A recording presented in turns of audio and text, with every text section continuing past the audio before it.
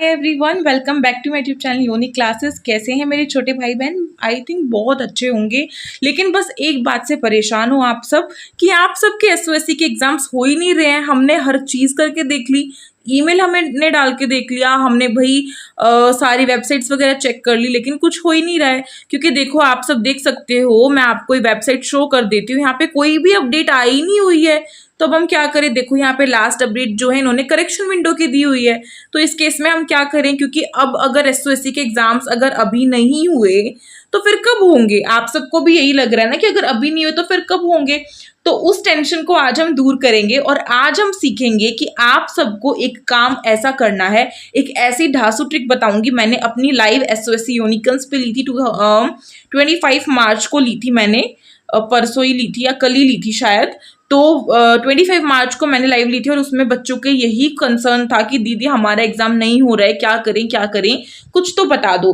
तो वही कुछ बताने के लिए आज ये वीडियो बनी है। और आई थिंक आपको थंबनेल देखकर पता चल गया होगा, बिल्कुल कंफर्म आपको रह गया होगा कि हाँ, इस बार तो एसओएससी को ये हमारा जवाब आंसर देना ही पड़ेगा। तो कुछ हमारे सवाल हैं, उसका जवाब हम लेकर रहेंगे। लेकिन ये जवाब जो है हमें कैसे मिल सकता है? केवल और केवल यूनिटी के साथ मिल सकता है। यूनिटी मतलब कि हमें एकता दिखानी पड़ेगी। खाली एक इंसान के करने से बात नहीं बनेगी। और बहुत ही आसान काम है और कुछ भी नहीं लगने का है, बस आपको ऑनलाइन उसको सबमिट करना है। और ये चीज कोई भी कर सकता है। आप सब अपने पेरेंट्स के फोन से करना, ठीक है? उनका मोबाइल नंबर डालना, उनकी ईमेल आईडी डालना। तो चलिए स्टार्ट करते हैं विदाउट वेस्टिंग एनी टाइम। सबसे पहले एसओएससी की वेबसाइट को क्लोज कर देते हैं और खोलते हैं एक अपना गूगल का न्यू टैब, ठीक है? हाँ, तो हम आ चुके हैं अपने गूगल के न्यू टैब पर और हमें यहाँ पे सर्च करना है, जो मैं आपको बताऊंगी। आप सबको एक चीज पता है कि जब हमें कुछ भी चीज जाननी होती है किसी बड़ी मिनिस्ट्री से, तो हमारे पास एक अधिकार होता है और वो क्या है वो मैं आपको बताती हूँ। अगर मेरे को कुछ भी जानना है कि भाई क्या चल रहा है, सरकार जो है किस तरीके से बजट कर रही है, क्या क्या चेंजेस आएंगे, या फिर इसमें कुछ चेंजेस आने की संभावना है नहीं है, या फिर मुझे पता लगाना है कि जो दिल्ली है उसमें टोटल कितने स्कूल्स हैं, उस स्कूल में कितना खर्चा हुआ है, एवरीथिंग मैं कुछ भी पता लगा सकती हूँ। लेकिन आज का हमारा मेन टॉपिक है एसओएससी के एंट्रेंस एग्जाम की डेट पता लगाना, मतलब कि कब होंगे, क्या उसमें कोई चेंजेस होंगे, क्या सेशन कब से शुरू होगा, एवरीथिंग। तो वो पूछने के लिए मुझे गूगल पे सर्च करना पड़ेगा। हमारे पास जो एक आम आदमी होता है ना, एक आम इंसान होता है, उसके पास एक एक्ट होता है, वो एक्ट होता है आरटीआई एक्ट आपका होता है, राइट टू इंफॉर्मेशन एक्ट। और इस एक्ट को अगर किसी ने लगा दिया तो उसका जवाब तो बिल्कुल आकर रहेगा, मतलब सरकार को उसे जवाब देना पड़ेगा। ईमेल होती है उसको तो इग्नोर कर देते हैं कि भाई हम तो नहीं दे रहे हैं, हमने तो देखी नहीं, वो ऐसा शो कर देते हैं। लेकिन जब किसी भी चीज के लिए आरटीआई लगती है तो उसका आंसर जरूर दिया जाता है। और आरटीआई जो है, आप ये मत सोचो कि इसका आंसर नहीं मिलेगा, अगर ये लग गई ना तो इसका आंसर 30 दिनों में मिलेगा। और ये कदम हमें उठाना पड़ेगा बिकॉज आप सबने देख लिया भाई, बहुत ही टाइम हमारा वेस्ट हो चुका है। कब फैब में करेक्शन विंडो आई थी और अभी तक कुछ हुआ ही नहीं है, तो ऐसा कैसे कर सकते हैं? तो इसीलिए यूनिक क्लासेस आप सबके लिए ये बेस्ट सॉल्यूशन लेकर आया है। अब जानेंगे कि हाउ टू अप्लाई आरटीआई, कैसे हम आरटीआई को लगा सकते हैं और आरटीआई होती क्या है। आरटीआई का बेसिकली मतलब है राइट टू इंफॉर्मेशन एक्ट, यानी कि हमारे पास एक अधिकार है किसी भी जानकारी को जानने के लिए।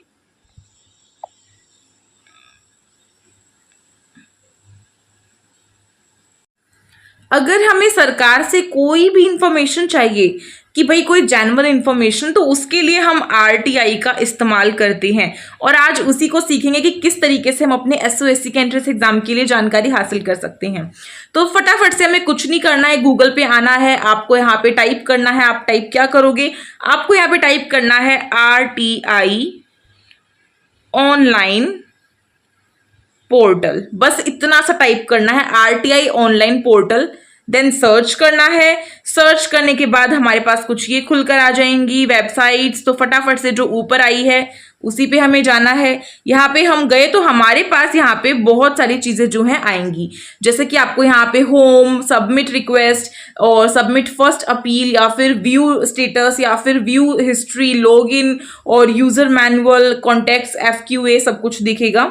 लेकिन हमारा काम बस कितना है? हमारा काम है बस आपका सबमिट रिक्वेस्ट पर। आपके सबमिट रिक्वेस्ट पर हमारा काम रहेगा।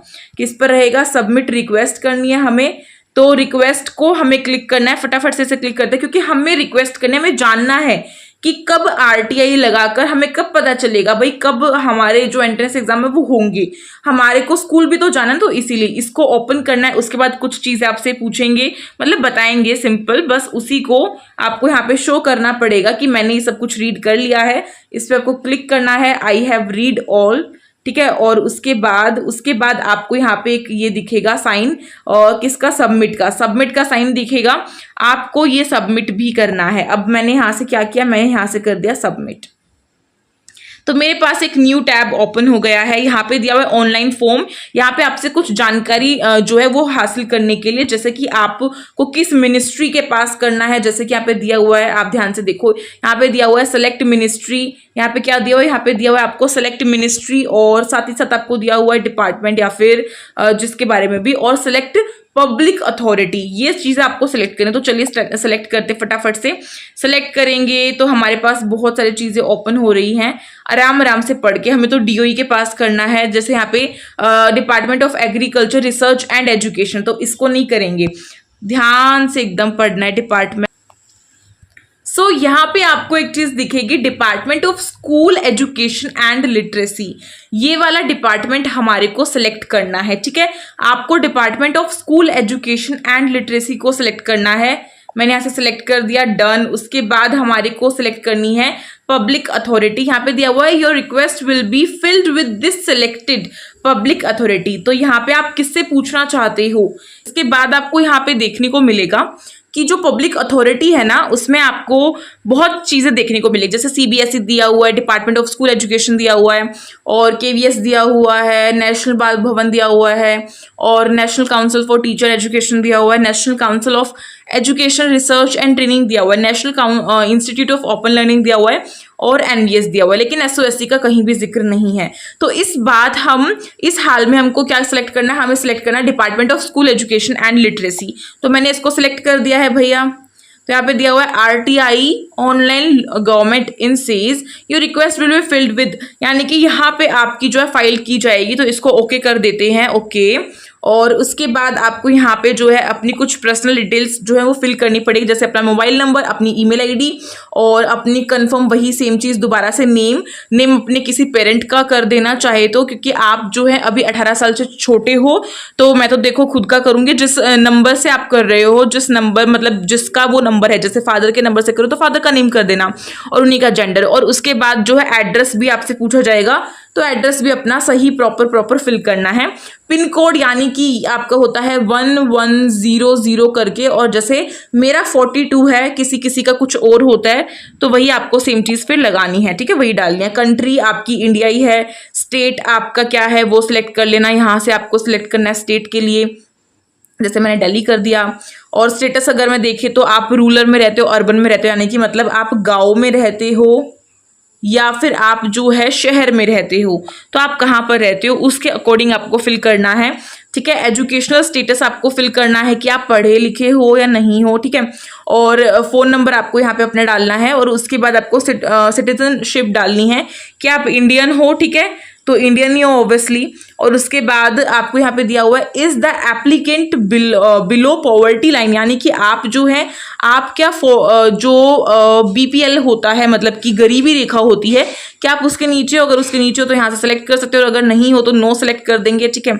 उसके बाद हमारा मेन काम आता है text for RTI request application. तो यहाँ पे आपको वो सारी चीजें लिखनी है जो चीजें आपको एसओएससी से पूछनी है, ठीक है, वो सारी चीजें लिखनी है जो आपको एसओएससी से पूछनी है। और यहाँ पे दिया हुआ है ये सब कुछ आप लिख सकते हो। और उसके बाद जैसे आप लिखोगे, उसके बाद आपको यहाँ पे जो है, अगर आपके पास कोई फाइल है तो आपके पास कोई फाइल तो है नहीं, तो ये हमें नहीं लगानी।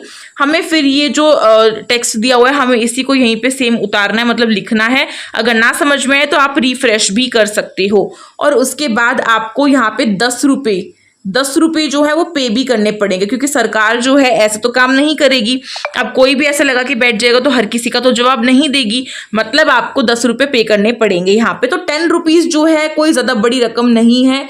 देखो बच्चों, आप अपने फ्यूचर के लिए ₹10 लगा सकते हो, तो ज़्यादा से ज़्यादा मात्रा में RTI लगाओ। कम से कम अपने घर से एक जो बच्चा है वो एक RTI तो ज़रूर डालो एटलीस्ट। तो कम से कम अगर ज़्यादा से ज़्यादा कम से कम आप 100 बच्चे अगर डालते हो, 100 बच्चे अगर डालेंगे तो इसका जवाब जरूर आएगा। 30 दिनों के अंदर अंदर आपका आ जाएगा, और क्या पता जवाब देने से पहले आपके SOSC का सेशन भी स्टार्ट कर दे इस दबाव में आकर।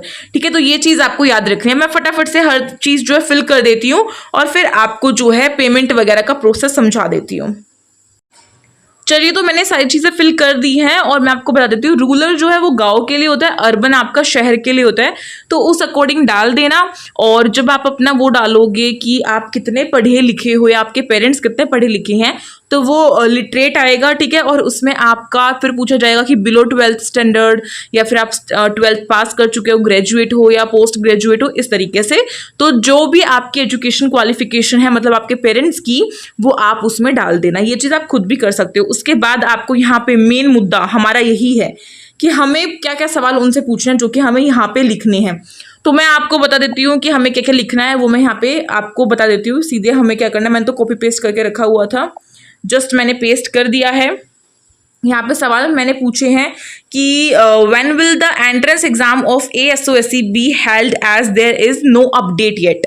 अभी तक कोई भी अपडेट हमें नहीं मिली है, तो कब होंगे। सेकंड क्वेश्चन है when will the admission process start, यानी कि एडमिशन प्रोसेस कब स्टार्ट होगा। और when will the 2025 to 26 session start in ASOSC, यानी कि ASOSC में कब स्टार्ट होगा। और एक लास्ट सवाल है will there any changes in ASOSC, क्या ASOSC में कोई चेंजेस होंगे। तो मेरे ख्याल से इतने सवाल इनफ रहेंगे। अगर आपका कोई एक्स्ट्रा क्वेश्चन है जो आपके माइंड में आ रहा है तो वो आप यहाँ पे लिख सकते हो। ठीक है, 5-6 डाल के आप लिख सकते हो।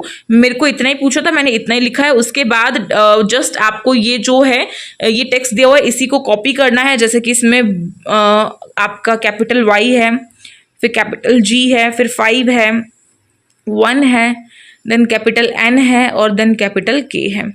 इतना लिखने के बाद अब हम करेंगे अपना, अब हमें अपना काम करना है। हमें करना है मेक पेमेंट, यानी कि आपको यहाँ पे पेमेंट करनी है और आपको केवल ₹10 ही पे करने हैं RTI लगाने के लिए। तो चलिए पेमेंट के सेक्शन पे आ जाते हैं। यहाँ पे लिखा हुआ है are you sure you want to submit RTI request. So yes we are sure, और हमने यहाँ से कर दिया है। उसके बाद इन्होंने कहा है कि भाई फटाफट से ₹10 पे कर दो, और उसके बाद पेमेंट करने के बाद आप UPI, फोन पे, ठीक है, किसी से भी कर सकते हो। और उसके बाद आपको जो है उसके बाद आपकी RTI फाइल हो जाएगी। मैं आपको फटाफट से करके दिखा देती हूँ। सो गाइज, यहाँ पे पेमेंट के ऑप्शन सारे आ चुके हैं और आपको यहाँ से जस्ट पे नाउ करना है। बट जैसे ही मैं कर रही हूँ, मेरा बैंक जो है अभी उसमें फेलियर आ रहा है, तो मैं इस वीडियो के बाद कर दूंगी जैसे भी वो ठीक होता है। क्योंकि मैंने अभी बात की है, SBI में कभी कभार ऐसा हो जाता है, आजकल पता नहीं क्यों होने लगा है। खैर, उस चीज़ को इग्नोर करो और जिस बच्चे से बन पा रहे भाई, बस ₹10 करने हैं और ये रुपए जो है मेरे को तो नहीं मिलने वाले। मैंने बस आप सबको एक सॉल्यूशन बताया है। जो बच्चा करना चाहता है वो कर देना, कम से कम कुछ 30 बच्चे तो लगाओ एटलीस्ट RTI।